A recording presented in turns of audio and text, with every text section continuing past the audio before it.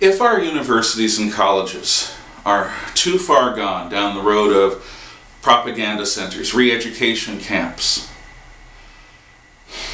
what do?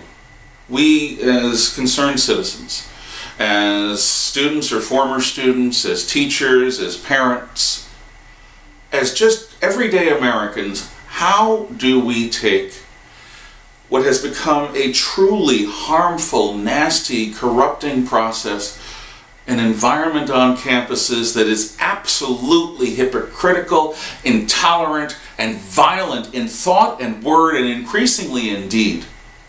A place where young adults are brutalized until they either leave or conform, or become so angry and embittered that it distracts them from learning. Let's start with public colleges and universities.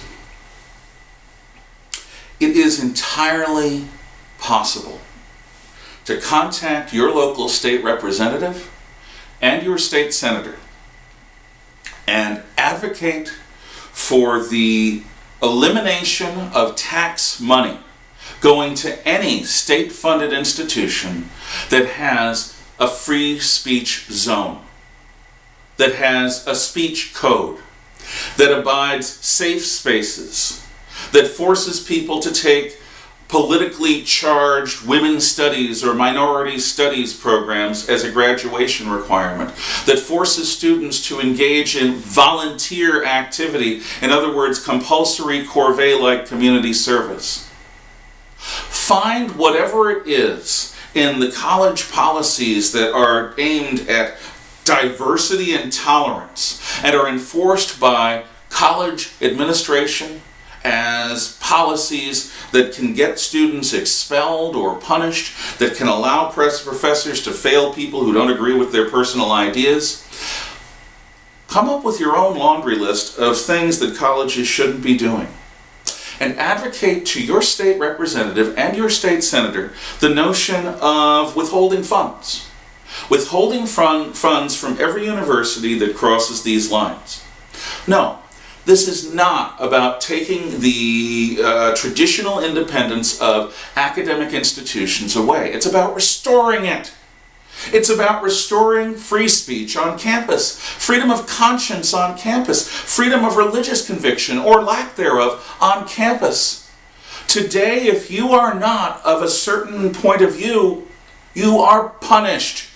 Not just by the normal exigencies of life. You're punished by college professors and college administrators and fellow students, as if you are somehow evil or stupid or dangerous. Oh gosh, you trigger people on campus because you express with confidence a conservative idea, and that makes you the equivalent of a ravening lunatic, racist, murderer, rapist. That's how they treat people who have different ideas. So I say, talk to your state representative, talk to your state senator, and see if they are willing to introduce a bill into the state legislature that will defund colleges and universities that have these sorts of ideological propaganda policies. Trust me, in today's environment, money talks. So let's speak to them in a language that they cannot fail to recognize. Let's defund everyone who doesn't allow freedom of conscience on campus. Furthermore, for private universities like my old alma mater, Bates College, if you are part of the donor class, if you are somebody who provides to the school, make it conditional upon them removing all of these policies for speech codes, free speech zones, safe spaces, trigger warnings, and other odious practices. Simply refuse to give until they change. Some private colleges and universities will say to people like me, up yours. We're going to do what we keep doing. Fine, that's freedom. Let them.